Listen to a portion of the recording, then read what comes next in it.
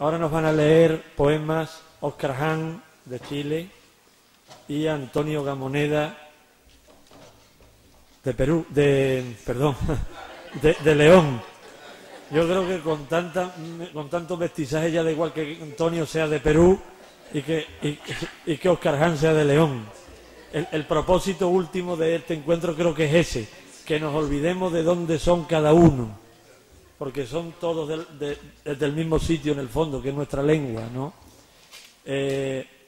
A Óscar Hahn lo va a presentar el crítico, periodista y editor Ignacio Garmendia, y a Antonio Gamoneda Diego Romero de Solís, profesor de estética de la Universidad de Sevilla y ensayista, un gran lector de poesía también.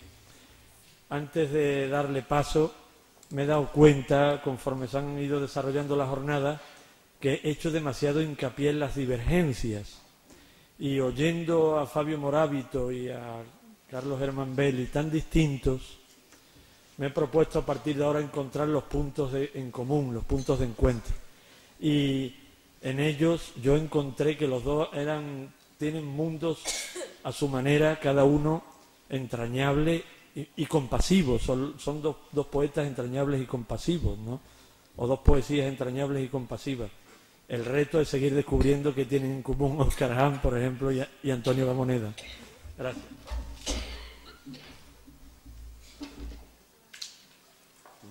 Pues buenas noches. Parece que me toca a mí abrir. Yo no quisiera dejar pasar la ocasión sin dar la enhorabuena a los responsables de esta iniciativa de la Casa de los Poetas, que ojalá logre consolidarse, pues porque de verdad lo merece. Enhorabuena a los responsables políticos y no políticos y algún que otro mecenas que la han impulsado, y naturalmente a su director, el poeta Fran Cruz. Como pueden ustedes comprender, es un honor para mí estar aquí presentando a un poeta tan grande como Óscar Hahn, de manera que trataré de ser lo más breve posible y de hacer, por otra parte, pues una presentación también lo más descriptiva posible, como creo que conviene a la ocasión. Suele decirse con razón que la idea de originalidad, como saben todos ustedes, en el arte y la literatura es una innovación relativamente moderna, ¿no? Que la literatura antigua no tenía esa idea detrás de los creadores, que era más bien el concepto de emulación, de recreación continua de la tradición. Es una idea que en realidad, como saben, proviene del romanticismo y que llegó quizá a su punto más exacerbado en la edad de las vanguardias, y que cabría, por otra parte, cifrar con aquello que decía Ramón, el deber de lo nuevo. Una idea, como digo, específica de la edad moderna. Lo que hemos dado en llamar, porque en nuestro propio tiempo nunca es fácil definirlo, posmodernidad, yo no creo que sea un término muy feliz, pero para entenderlo lo llamaremos así, se caracteriza, en cambio, frente a ese excesivo énfasis en la originalidad que pusieron los vanguardistas, por un, a mi entender, saludable eclecticismo. Yo entiendo que Óscar Hahn, que podría ser ejemplo para muchas cosas, es ejemplo de esta actitud analizada desde un punto de vista, ya digo, benéfico y saludable. ¿Por qué? Porque es un autor que ha construido toda su obra en un tiempo en que aún las vanguardias estaban operando, aunque ya ciertamente desacreditada, en diálogo continuo con la tradición, por cierto, española, de la lengua española, que es la misma traducción que compartimos a uno y otro lado del océano. Cabría decir que Óscar Hahn es un autor moderno, en el sentido, bueno, pues que emplea en que esa relectura de la tradición pues la hace muchas veces en clave de ironía, pero yo creo que es característicamente posmoderno en este sentido ecléctico, que además abundaré un poco más adelante. Diré muy brevemente, como saben todos ustedes, que aunque Óscar Hahn nació en Chile en 1938, se exilió de ese país en el 73 con motivo de aquella dictadura que ni siquiera nombraremos, que hizo el doctorado de Filosofía por la Universidad de Maryland y que reside, donde enseña literatura hispanoamericana, en la Universidad de Iowa. Le decía yo hace un momento que, leyendo acerca de él estos días, me había impresionado el ambiente que hay en esa ciudad perdida del medio oeste, al parecer formada por 50.000 habitantes, y de los cuales 30.000 pertenecen a la comunidad universitaria. Es ciertamente una especie de Oxford perdido allí en la inmensidad de los Estados Unidos, que seguro que será una comunidad muy singular. Bueno, pues Hahn reside y enseña allí literatura hispanoamericana, y es, digámoslo ya, uno de los poetas más singulares, no ya de la literatura chilena ni hispanoamericana, sino quizá universal. Citaré los títulos, al menos los que yo he podido encontrar, que no son demasiados, pues se trata de un escritor que escribe lento, moroso, lo cual, a mi entender al menos, siempre es garantía de algo, no sabemos bien de qué, pero siempre los creadores demasiado prolíficos nos inspiran algo de desconfianza. Citaré, decía, algunos de sus títulos: Esta rosa negra, Agua final, Arte de morir, que pasa por ser uno de sus libros más importantes, por otra parte, libro recopilatorio, que en cierto modo reunió, ¿no?, toda su obra anterior, un libro curiosamente coincidente en el título, solo que en versión castellana con el de nuestro Manuel Machado y con el que poco tiene que ver, por otra parte.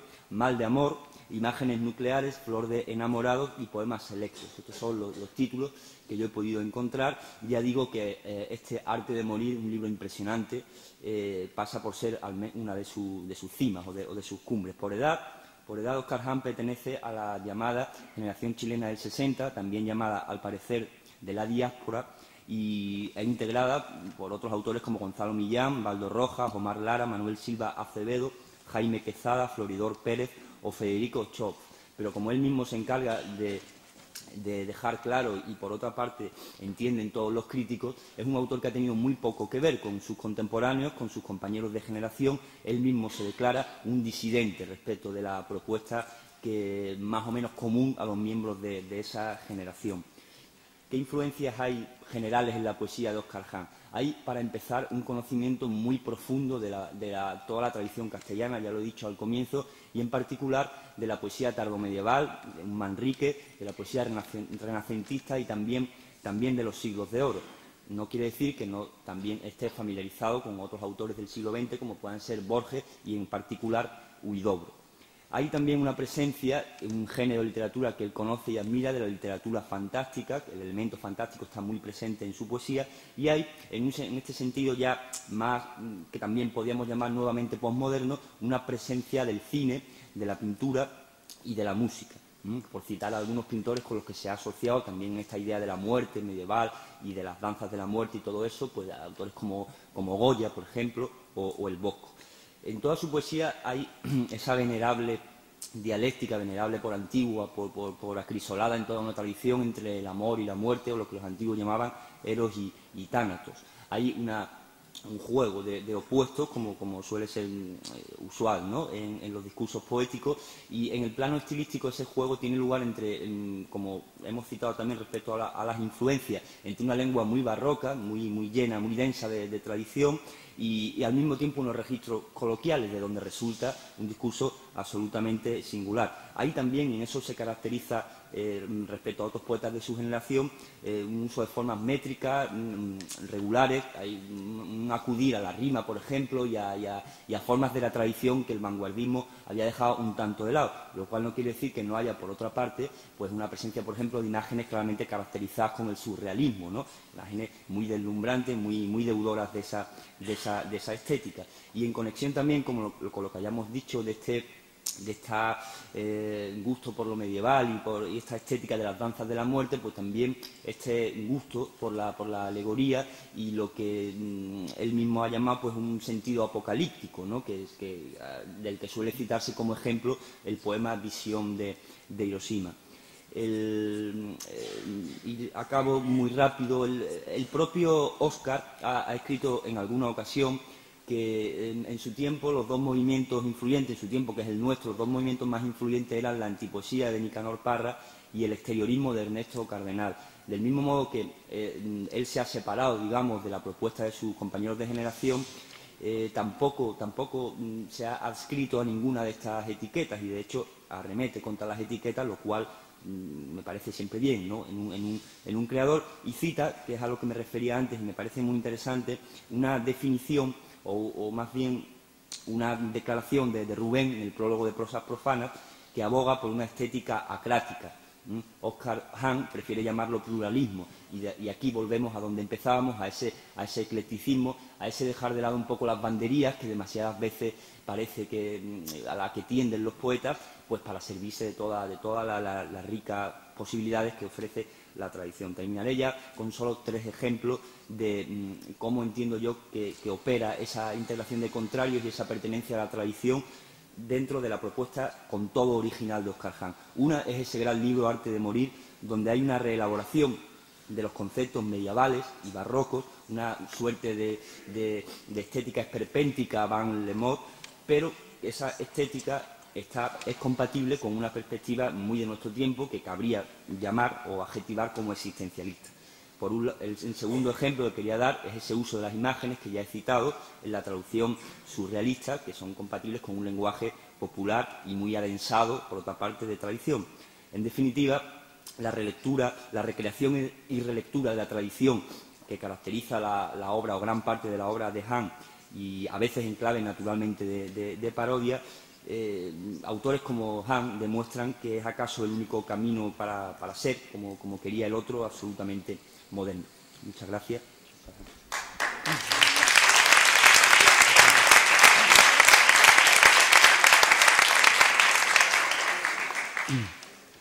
Buenas noches. Quisiera empezar agradeciendo a Juan Carlos Marcet y a nuestro inolvidable Fran, por supuesto, siempre presente, ¿no? Que hayan echado a andar el proyecto de la Casa de los Poetas. No deja de ser significativo que en una época como la nuestra, en la cual el terrorismo aislado o el terrorismo con licencia para matar, como es aquel que llevan a cabo algunos estados, en ese ambiente, en este contexto del año 2001, surja la Casa de los Poetas. Y creo que esto demuestra una vez más algo que he pensado siempre, y es que la mentalidad militar es completamente opuesta a lo que podríamos llamar la mentalidad poética. Y lo que está haciendo la Casa de los Poetas, que se ha echado a andar ahora, es justamente tratar de que sea la mentalidad poética la que derrote a la mentalidad militar. También quisiera agradecer a Ignacio Garmendia por sus iluminadoras palabras con respecto a mi poesía, y decir que me siento muy honrado de compartir esta mesa con Antonio Gamoneda, que es uno de los grandes poetas españoles actuales, o de cualquier época, o de cualquier lugar de la lengua. Empiezo entonces mi lectura.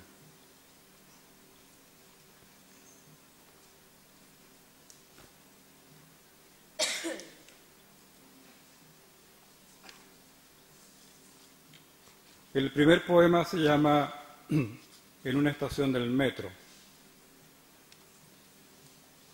Es una experiencia que los sevillanos todavía no han tenido en Sevilla, quizás la han tenido en otra parte, pero creo que la van a tener próximamente. En una estación del metro. Desventurados los que divisaron a una muchacha en el metro y se enamoraron de golpe y la siguieron enloquecidos y la perdieron para siempre entre la multitud, porque ellos serán condenados a vagar sin rumbo por las estaciones y a llorar con las canciones de amor que los músicos ambulantes entonan en los túneles. Y quizás el amor no es más que eso, una mujer o un hombre que desciende de un carro en cualquier estación del metro y resplandece unos segundos y se pierde en la noche sin nombre.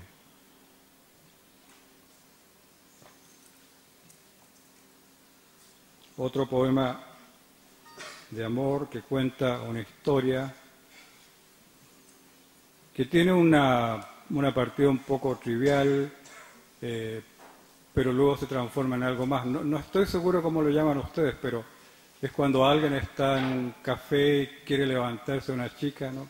No sé si lo dicen igual, ¿no? Pero bueno, así es. Bueno, ¿ligar? Ya. Quiere ligarse a una chica y luego todo esto se transforma en algo así como un cuento fantástico. Una noche en el Café Berlioz. Yo he visto su cara en otra parte, le dije, cuando entró en el Café Berlioz.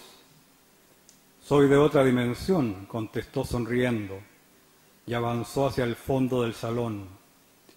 Ella finge escribir en su mesa de mármol, pero me observa de reojo. Desde mi mesa veo su cuello desnudo. Como un aerolito cruzó mi mente el rostro de Muriel, mi amante muerta. Usted es zurda, le dije acercándome. Hacemos la pareja perfecta. Tomé su lápiz y escribí te amo con mi mano derecha en la servilleta. Rey del lugar común, respondió sin mirarme, mientras le echaba azúcar al té. Me ha clavado una estaca en el corazón, me ha lanzado una bala de plata, me ha ahorcado con una trenza de ajo. Volví confundido a mi mesa con la cola de diablo entre las piernas. En este punto las sombras de los clientes pagaron y se fueron del Café Berlioz. Váyanse espíritus, les dije furioso, agitando mi paraguas chamuscado. ¿Hay alguna Muriel aquí?, gritó la mesera desde el umbral. Cuando ella caminó hacia la puerta, vi que tenía una cruz en la mano. Por favor, tráiganme la cuenta, que ya está por salir el sol. La lluvia penetra por los agujeros de mi memoria. Muriel, Muriel, ¿por qué me has abandonado?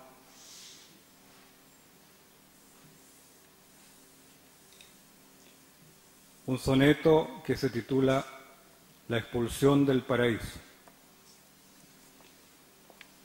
Tu lecho es el jardín de las delicias, que encarnas en tu cuerpo a las tres gracias. Con tus flores y frutas me acaricias y de mi ser más íntimo me vacias. Después, cuando mis ramas quedan lacias, en otros ritos del placer me inicias. Con tus lenguas de fuego me suplicias y somos el jardín de las desgracias. Rodamos por oscuros precipicios y oficiamos diabólicos oficios en dormitorios de incendiadas camas. Y cuando huimos de esos maleficios, nos espera en la puerta de los vicios un ser alado con un lirio en llamas.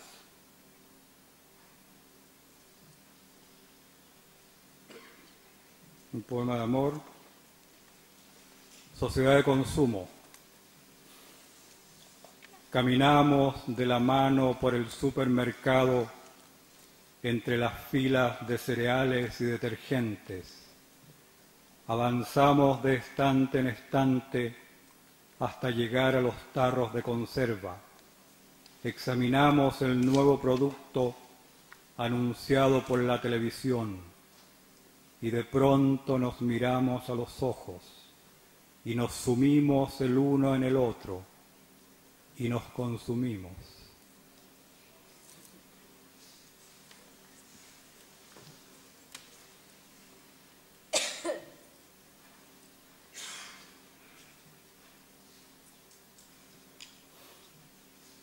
Fantasma en forma de toalla. Este es de un libro que se llama Mal de Amor, en el cual el amante, cuando la mujer rompe con él, pierde corporeidad, pierde realidad y se transforma en un fantasma y busca distintas formas para estar junto a ella sin que ella se dé cuenta. Se pone una sábana, como es el fantasma tradicional, una funda de almohada y en este caso una toalla. Fantasma en forma de toalla. Sales de la ducha chorreando agua y te secas el cuerpo con mi piel de toalla. Y hay algo que te empuja a frotarte entre los muslos húmedos. Entras en un terrible frenesí, en una locura parecida a la muerte, hasta que otra humedad más densa que el agua te empapa la carne con su miel pegajosa, y tú aprietas las piernas, y gimes, y gritas, y yo te lamo entera con mis lenguas de hilo.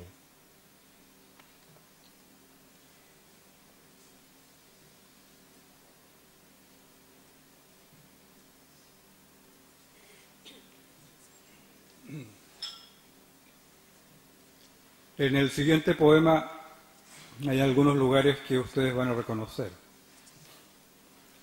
Se llama Vía Láctea.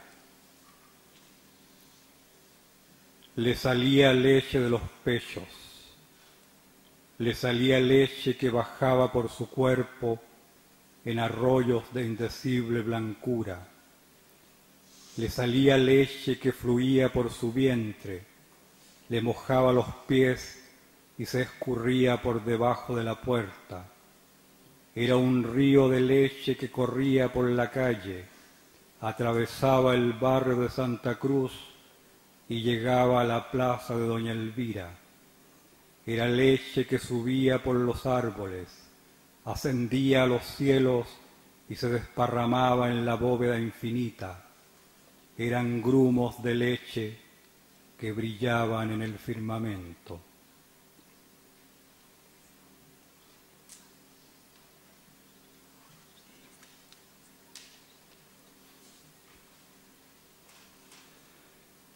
Televidente, aquí estoy otra vez de vuelta en mi cuarto de Iowa City.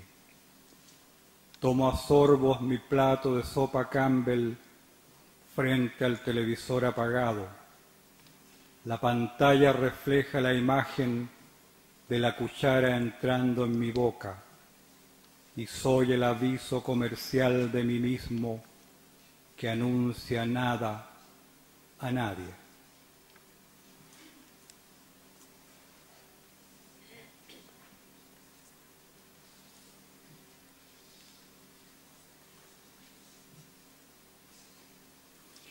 El siguiente poema se llama Reloj de arena. Es un soneto también y está pensado como un reloj de arena, en el cual la arena es el reloj, la arena es el lector, y a medida que va leyendo, va bajando por los vasos del reloj de arena hasta que le pasa lo que van a ver al final. Desdichado lector, tuya es la mano que puso en marcha este reloj de arena. Las sílabas ya caen grano a grano. Allá abajo palpita tu condena. Estas líneas que miras ahora mismo son columnas de arena vertical. Vas con ellas fluyendo hacia el abismo. Vas goteando hacia el fondo del cristal. Ay, como entre los versos te deslizas. Mira cuán bajo has descendido ya. De peldaño en peldaño viento pisas. Casi vacío el otro vaso está. Se te acaba la arena. No hay demora. Despídete, lector. Llegó tu hora.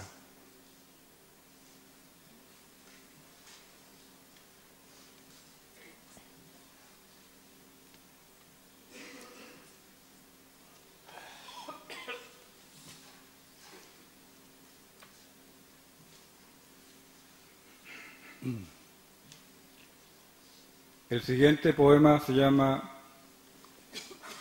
La Sociedad de los Poetas Muertos.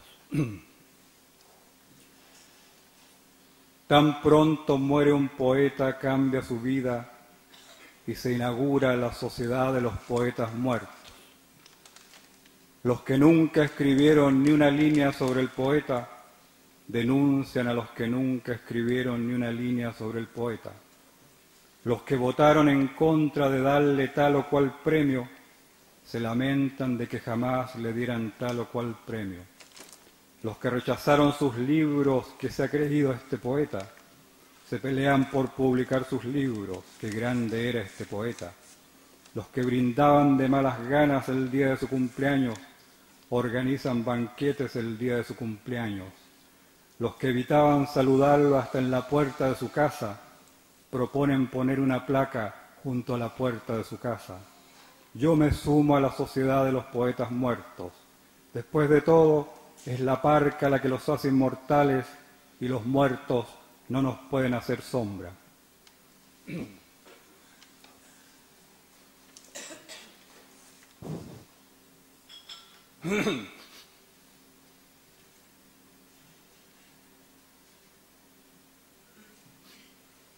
Hombre con quitasol. Ese hombre con Ese hombre con un quitasol petrificado en una calle de Hiroshima, ¿de qué quería protegerse? ¿Del resplandor de los 1000 soles o de la lluvia radiactiva que caía sobre su cabeza? Ahora no es más que un puñado de polvo en el Museo de Hiroshima, solo leyenda en la memoria del mundo. Y nosotros somos aún menos que eso, estatuas de ceniza en las calles de Hiroshima, sin quitasol, sin leyenda, sin Hiroshima.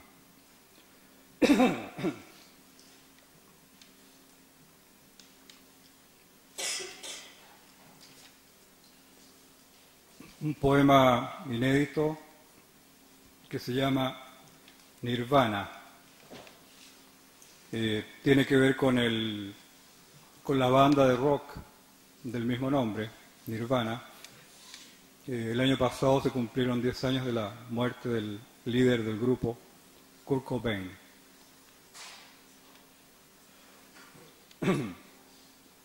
Nirvana. Tienen rabia los cantantes de rock and roll, tiene rabia Kurt Cobain, golpean las guitarras contra la pared como si golpearan sus rubias cabezas, castigan los tambores hasta hacerlos sangrar. Soy mi propio parásito, piensa Kurt Cobain, y mi heroína es la heroína. Vibran los platillos con los dientes apretados. Arden las llamas electrónicas. Hay un terrible olor a incienso en el escenario. Hay un terrible olor a azufre. Se metió la pistola en la boca y disparó. Su mente quedó inactiva y así logró la experiencia del nirvana. Tienen rabia los cantantes de rock and roll, tienen rabia contra el mundo, tienen rabia contra el inmundo, tienen rabia los cantantes de rock and roll.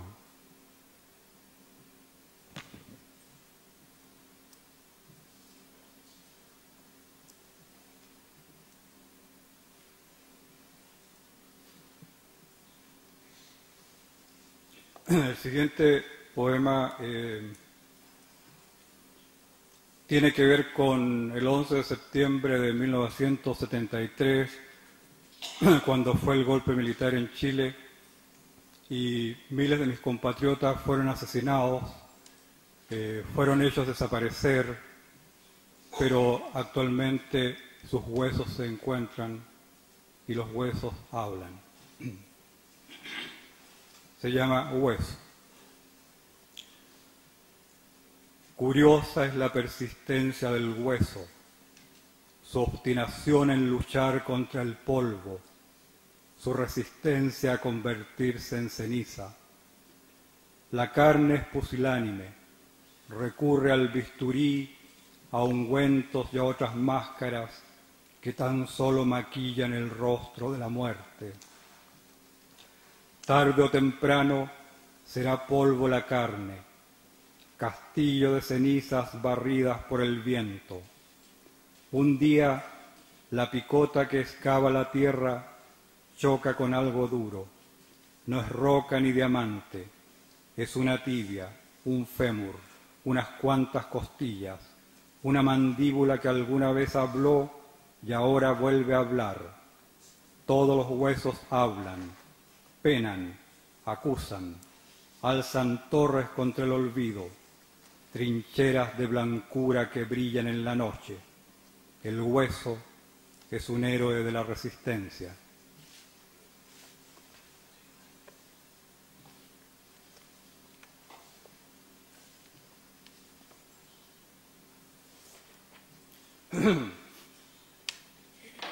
Este es otro poema inédito. Tiene que ver con otro 11 de septiembre, esta vez con el 11 de septiembre del año 2001, las Torres Gemelas de Nueva York. Sin embargo, hay otra cosa aquí. Es un poema de amor. Torres Gemelas.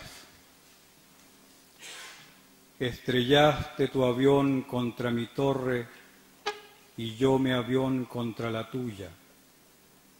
Eso fuimos los dos. Torres gemelas que se desplomaron, torres en llamas que se hicieron escombros. Y ni siquiera habrá un monumento a la memoria de nuestro amor, solamente un terreno baldío y una nube de polvo.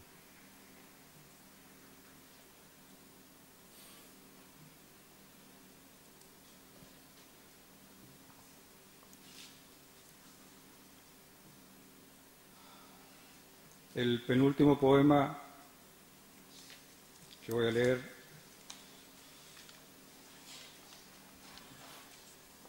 es un poema más bien esperanzador.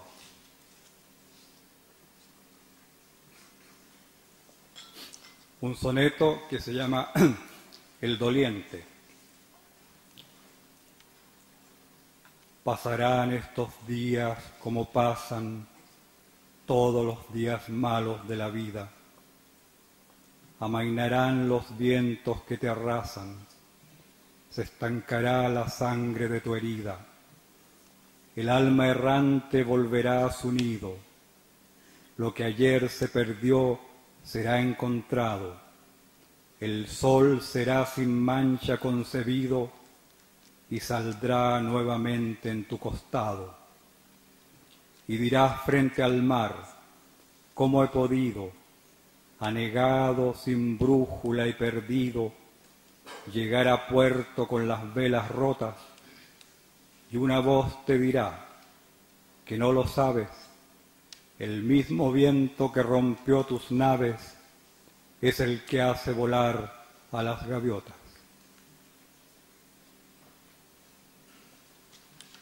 Y termino con el poema que se llama ¿Por qué escribe usted?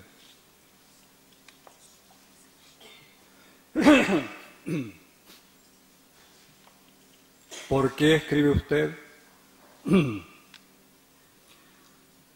Porque el fantasma, porque ayer, porque hoy, porque mañana, porque sí, porque no. Porque el principio, porque la bestia, porque el fin, porque la bomba, porque el medio, porque el jardín, porque Góngora, porque la tierra, porque el sol, porque San Juan, porque la luna, porque Rambó, porque el claro, porque la sangre, porque el papel, porque la carne, porque la tinta, porque la piel, porque la noche, porque me odio, porque la luz, porque el infierno, porque el cielo, porque tú, porque casi, porque nada, porque la sed, porque el amor, porque el grito, porque no sé, porque la muerte, porque apenas, porque más, porque algún día, porque todos, porque quizás. Gracias.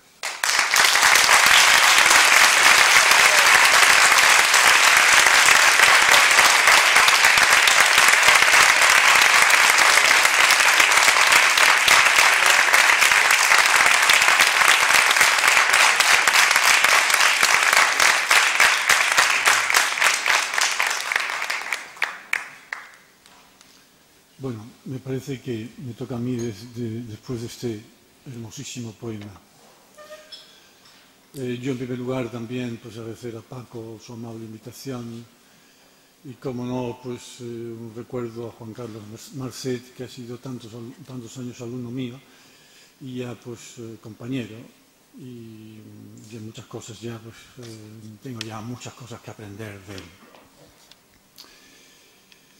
Yo he escrito un pequeño ensayo con algunas notas biográficas de mi admirado poeta Gamoneda. Y titulo el pequeño ensayo brevísimo, no se asusten, lo titulo simplemente Gamoneda.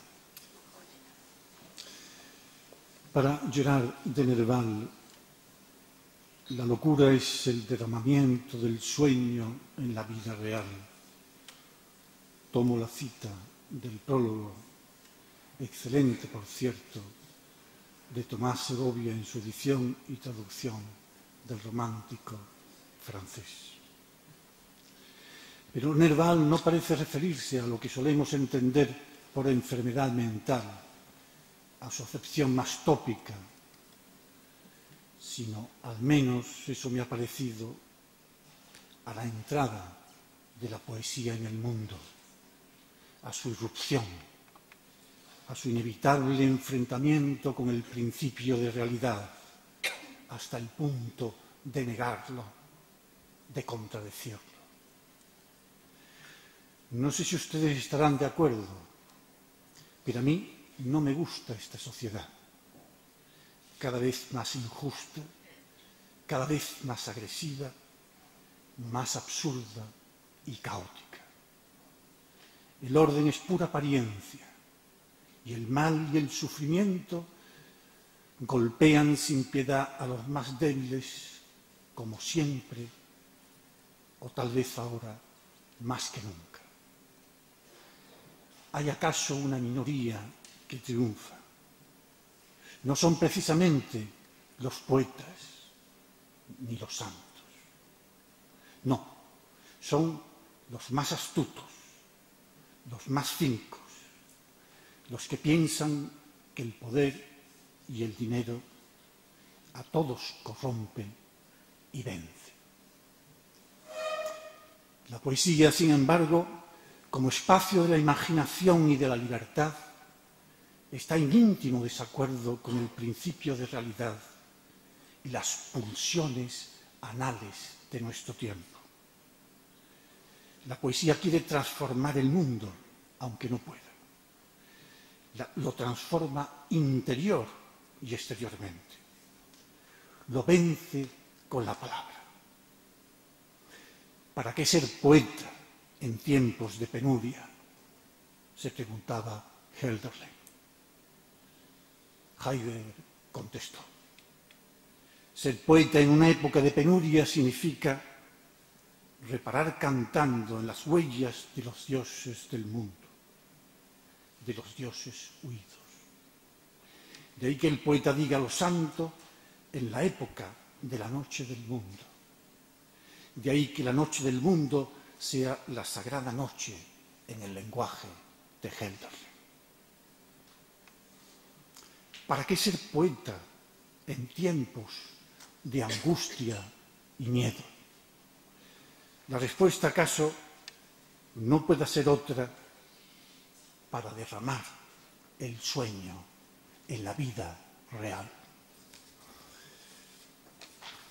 Esto es lo que hace Antonio Gamoneda, el poeta leonés, aunque nacido en Oviedo, inspirado acaso por la enseñanza del libro que escribió su padre en 1919, Otra vida más alta. ¡Qué hermoso título! Otra vida más alta quería seguramente Gamoneda cuando entra en 1945 como recadero en una oficina bancaria en la que siguió trabajando en distintos puestos durante 24 años. No pertenece a la tradición del poeta universitario, de extracción burguesa, sino a la obrera, como el gran Miguel de Hernández. Durante los años 50 y 60, Gamoneda lucha por su propia formación. Es un poeta autodidacta y tiene que oponerse por fuerza al franquismo. En 1969 trabajó en la Diputación Provincial, encargándose de poner en marcha sus servicios culturales. Más tarde fue gerente de la Fundación Sierra Pompey, próxima al espíritu de la institución libre de enseñanza y dedicada a la educación de campesinos y obreros. En 1985, Antonio Gamoneda, por fin, recibió el Premio de Castilla y León de las Letras y en 1987 el Nacional de Poesía. Tuve el placer de conocerlo hace unos años cuando lo invitamos, el área de Estética y Teoría de las Artes de la Universidad de Sevilla, a que nos hablara de poesía y recitara algunos poemas suyos.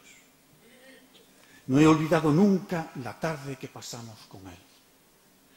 Desde mi perspectiva, es un poeta que ahonda y sigue la tradición neoplatónica. San Juan de la Cruz, Fray Luis, el Greco. La palabra guía, fundamento acaso de su poética, es la luz que brilla en la noche de nuestro mundo, una luz que brota más del interior que del exterior. El poeta alumbra justamente lo que no existe, para que pueda ser desde la palabra. Una luz que ilumina la belleza, el miedo y la muerte. La otra palabra guía, fuente también de su poética, es el corazón, donde habita lo sagrado y el ansia de libertad, de sueño, de eros. Canta Gamoneda. Todos los árboles se han puesto a gemir dentro de mi espíritu, al recordar la verdad que latía en su corazón. Partió una bella mañana de julio para conquistar lo bello, lo verdadero y lo justo. Muchas gracias.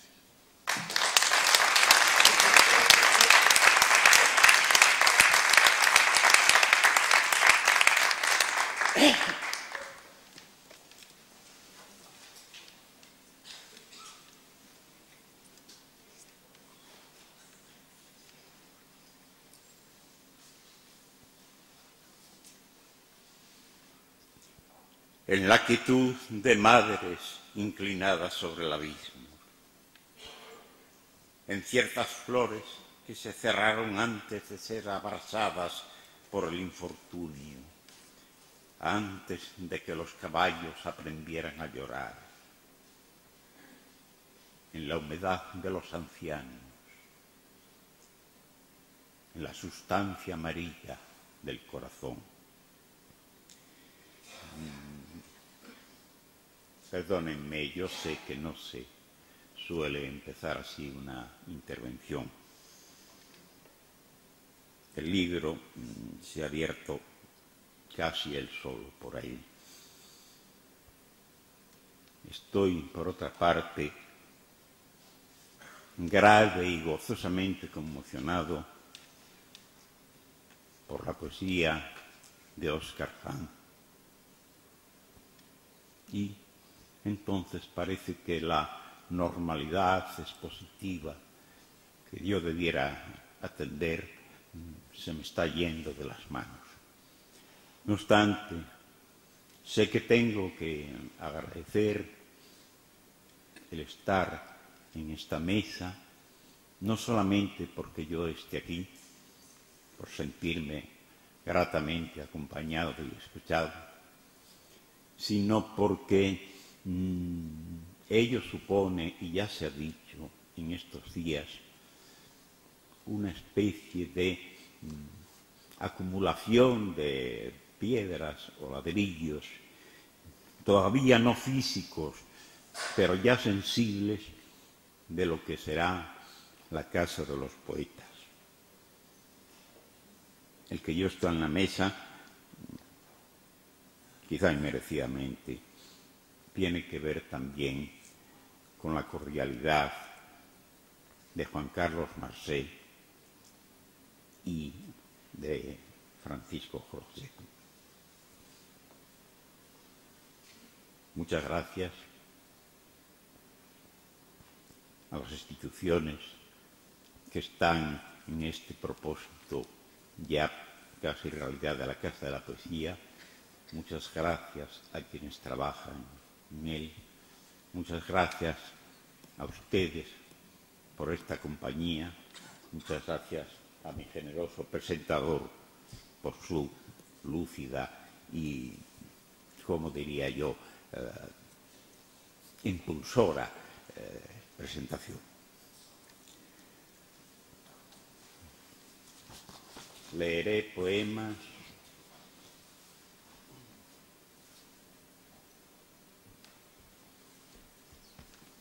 la historia de mi poesía, poco abundante, pero sí larga en el tiempo. No podemos recorrerla, naturalmente. Entonces voy a empezar con poemas de hace unos 25 años o algo por el estilo.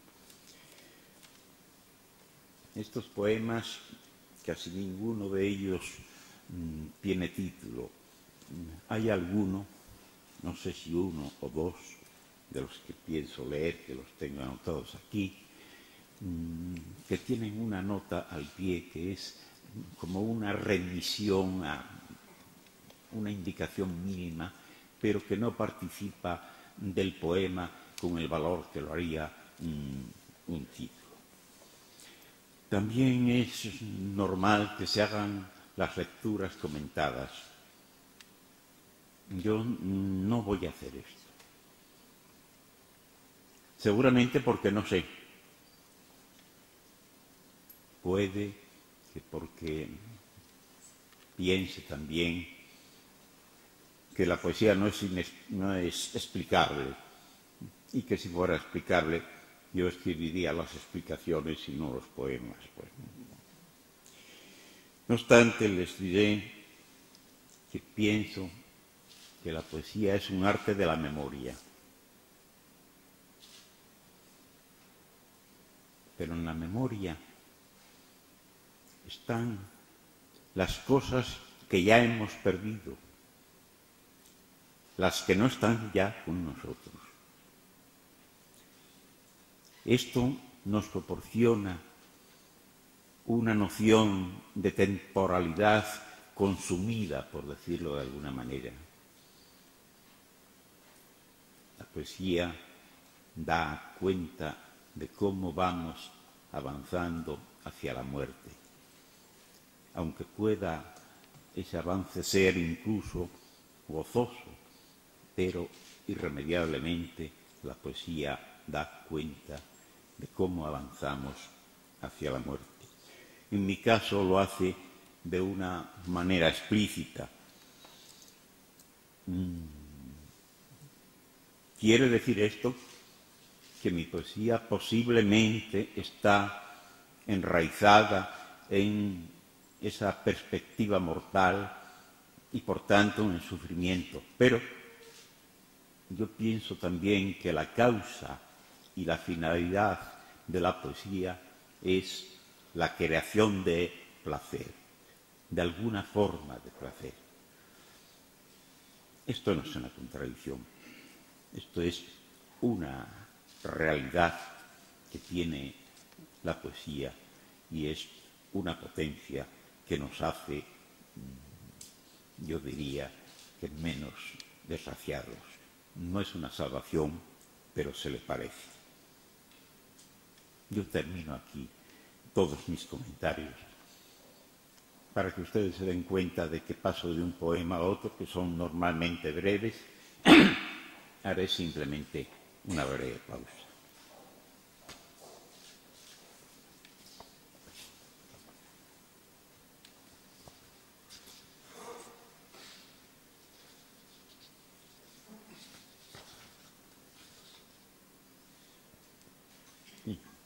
Este tiene una nota al pie del poema. Dice, Viván de Nueva York. Ya se dan cuenta que de alguna manera ha de ser algo como una evocación o un homenaje a Federico García Lorca.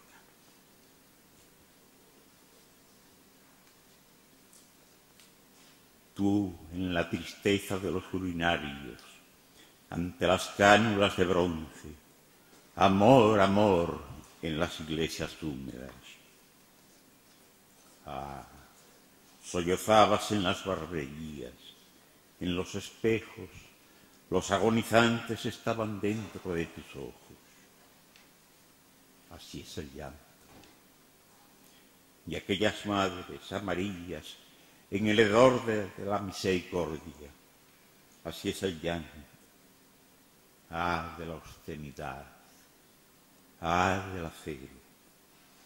Vi las aguas coléricas y sábanas, y en los museos, junto a la dulzura, vi los imanes de la muerte.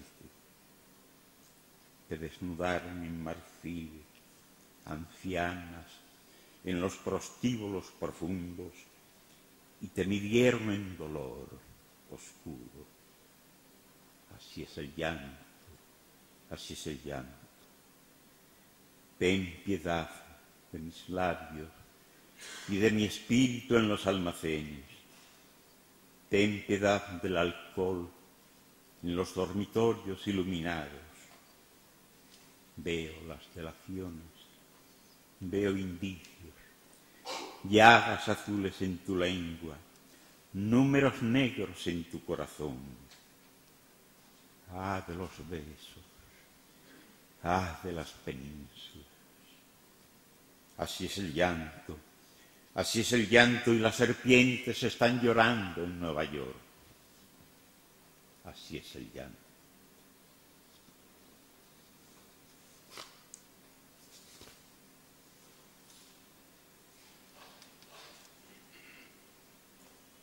Un silencio de hormigas, un frenesí de esparto. Ah, corazón clamando ante los almacenes. Ya no hay sábados. Bajas a las iglesias, a los departamentos de la muerte, y las serpientes pasan sobre las murallas derruidas. Veo la juventud ciega en los átilos, la grasa negra de las negaciones. Fulge tu lengua entre sarmientos, y la pureza no se extiende, no deshabita las comisarías. Ah, corazón clamando por una tierra sin olvido, por un país donde los pájaros se suicidan al amanecer, como aquel camarada entre la pobreza y el relámpago. Viejo tenaz ante las rastrojeras, viejo que aún lloras sobre llagas fértiles, dame tu látigo y tus lágrimas, no me abandones todavía. Agonizabas ante los espejos, no arrancaste de tu rostro el rostro frío de tu madre. No te pierdas aún, préstame algo, dame tu incendio, tu piedad estéril, tus zapatos, tus hernias, tus alondras, el huracán de tu melancolía y el gran aviso de tu dedo negro, para no morir más de mala muerte.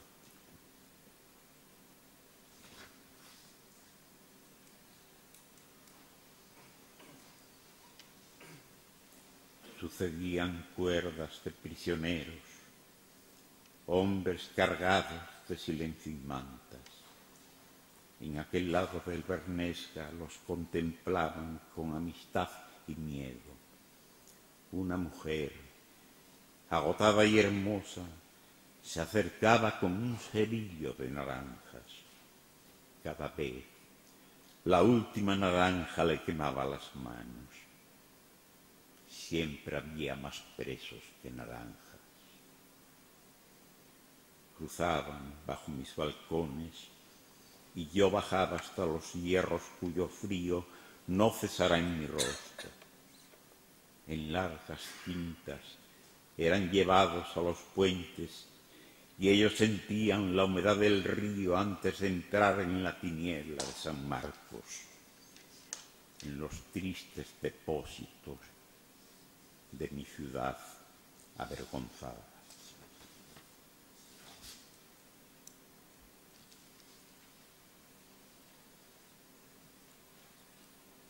convocada por las mujeres, la madrugada cunde como ramos frescos, cuñadas fértiles, madres marcadas por la persecución. Hay un friso de ortigas en el perfil de la mañana, lienzos retorcidos en exceso, por manos encendidas en la lejía y la desesperación. Y vino el día. Era un rumor bajo los párpados y era el sonido del amanecer. Agua y cristal en los oídos infantiles. Llega una gente translúcida y sus canciones humedecen las maderas del sueño, humedecen la madera de los dormitorios cerrados a la esperanza. Siento las oraciones, su lentitud como serpientes bellísimas que pasaran sobre mi corazón. Era el rosario de la aurora en los márgenes de la pureza proletaria, ante los huertos abrasados por los ferrocarriles y los vientos.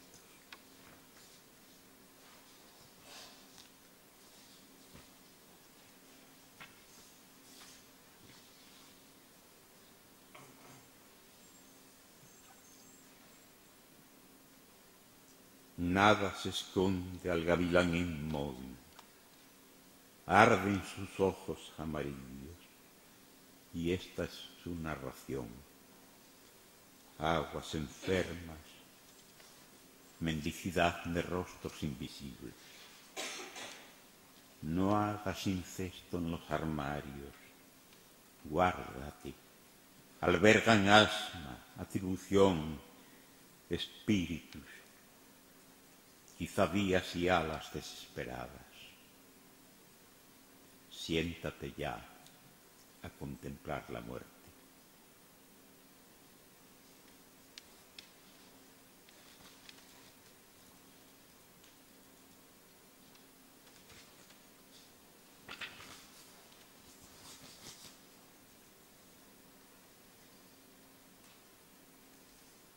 Tengo frío junto a los manantiales.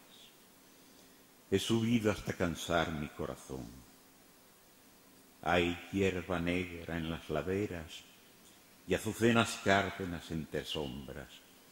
Pero, ¿qué hago yo delante del abismo? Bajo las águilas silenciosas, la inmensidad carece de significado.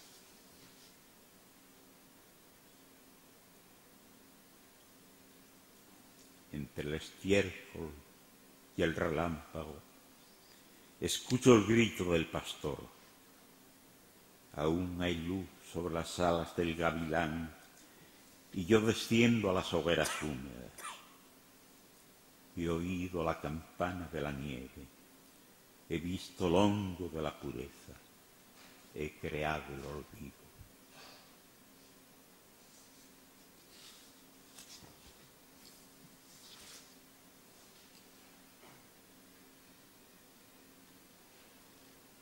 Tiendo mi cuerpo sobre las maderas agrietadas por las lágrimas.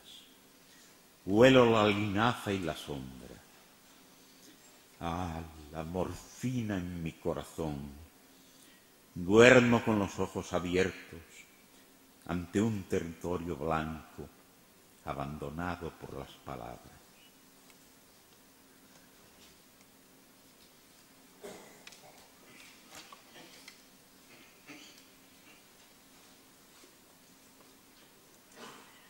Alguien ha entrado en la memoria blanca, en la inmovilidad del corazón.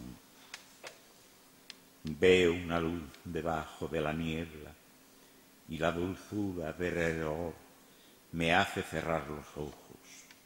Es la heredad de la melancolía, como acercar el rostro a una rosa enferma, indecisa, entre el perfume y la muerte.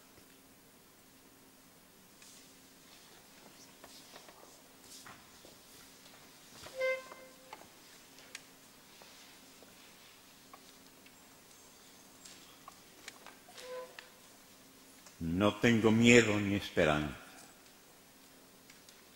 Desde un hotel exterior al destino veo una playa negra y lejanos los grandes párpados de una ciudad cuyo dolor no me concierne. Vengo del metileno y el amor. Tuve frío bajo los tubos de la muerte. Ahora contemplo el mar. No tengo miedo ni esperanza.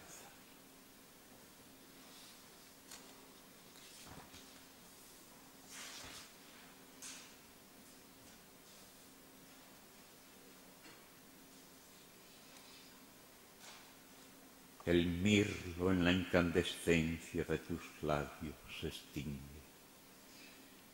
Yo siento en ti grandes heridas y te desnudas en mis fuentes. Se extingue el mirlo en las alcobas blancas donde soy ciego, donde alguna vez suenan en ti grandes campanas.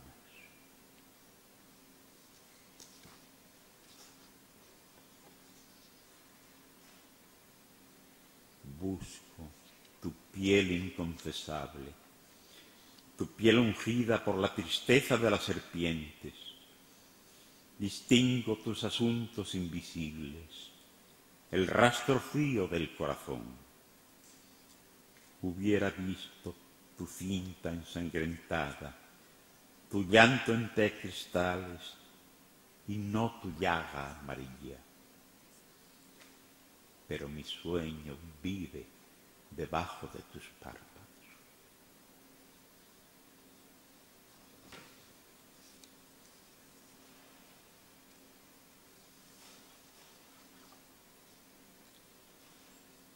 Nuestros cuerpos se comprenden cada vez más tristemente, pero yo amo esta púrpura desolada.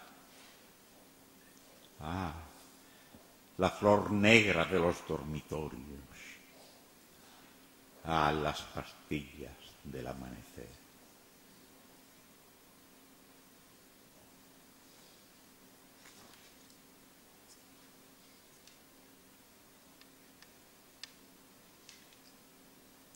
He envejecido dentro de tus ojos.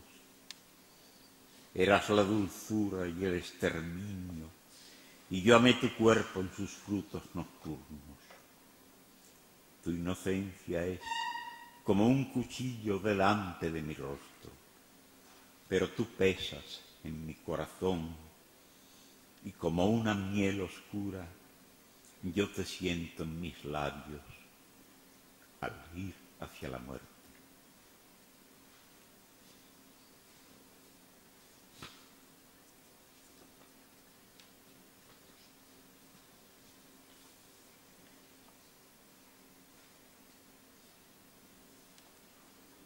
Oyes la destrucción de la madera, los ternes ciegos en sus venas, ves las agujas y los armarios llenos de sombra. Es la siesta mortal, cuánta niñez bajo los párpados. Como al tábano triste en el verano, apartas de tu rostro la sarga negra de tu madre. Vas a despertar en el olvido.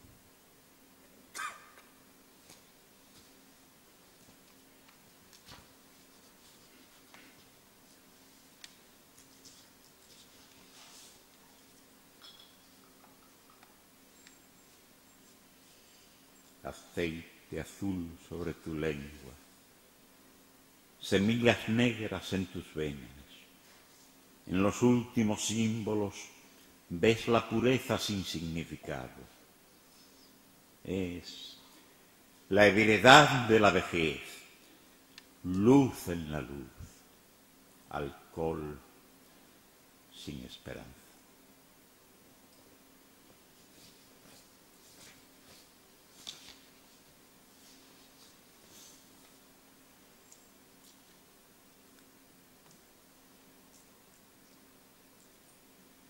la luz hierve debajo de mis párpados, de un ruiseñor absorto en la ceniza, de sus negras entrañas musicales, surge una tempestad, desciende el llanto a las antiguas celdas, advierto látigos vivientes y la mirada inmóvil de las bestias, su aguja fría en mi corazón. Todo es presagio, la luz es médula de sombra, van a morir los insectos en las bujías del amanecer. Así arden en mí los significados.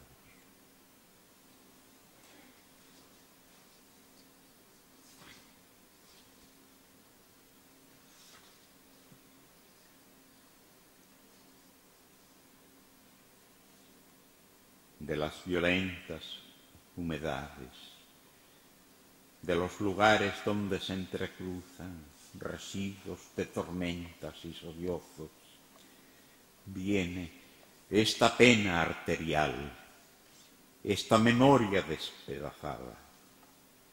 Aún enloquecen aquellas madres en mis venas.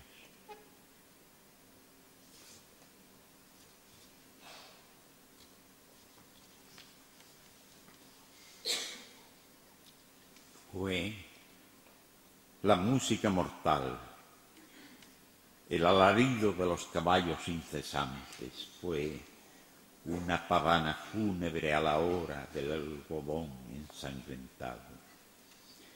Fue la declinación de 1000 cabezas, la gárgola que aúlla maternal, los círculos de la gallina atormentada. Es aún otra vez la cal, el hueso frío en nuestras manos, la médula negra de la policía.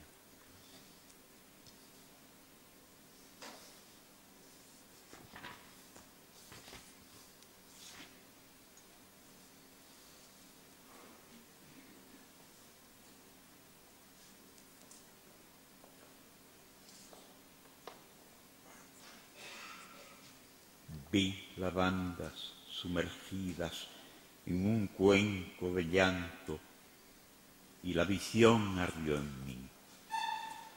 Más allá de la lluvia vi serpientes enfermas, bellas en sus úlceras transparentes, frutos amenazados por espinas y sombras, hierbas excitadas por el rocío.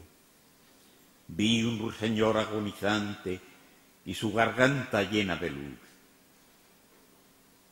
Estoy soñando la existencia y es un jardín torturado. Ante mí pasan madres encanecidas en el vértigo. Mi pensamiento es anterior a la eternidad, pero no hay eternidad. He gastado mi juventud ante una tumba vacía. Me he extenuado en preguntas que aún percuten en mí como un caballo que galopase tristemente en la memoria. Aún giro dentro de mí mismo, aunque sé que voy a caer en el frío de mi propio corazón. Así es la vejez, claridad sin descanso.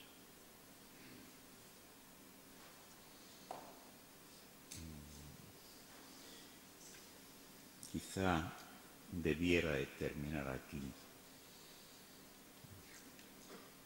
Sin embargo, temo haber hecho una selección poco estimulante en ese sentido del gozo como finalidad de la poesía.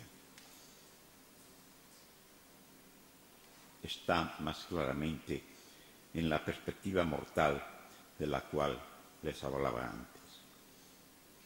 Pero tengo un numerito de página aquí anotado. Y es un poema breve, pero que yo pienso que lleva consigo algo de mí que supone cierta reconciliación con la existencia. Como les decía antes, no es una salvación, pero se le parece. Tiene que ver con un ser diminuto que viene de la inexistencia a la existencia al mismo tiempo que yo estoy avanzando de la existencia a la inexistencia. Olviden la explicación.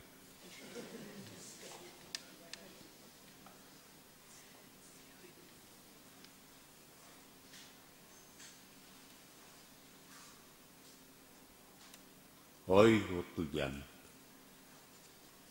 subo a las habitaciones donde la sombra pesa en las maderas inmóviles, pero no estás. Solo están las sábanas que envolvieron tus sueños. Todo en mí es ya desaparición. No aún. Más allá del silencio, oigo otra vez tu llanto. Qué extraña se ha vuelto la existencia. Tú sonríes en el pasado y yo sé que vivo porque te oigo llorar.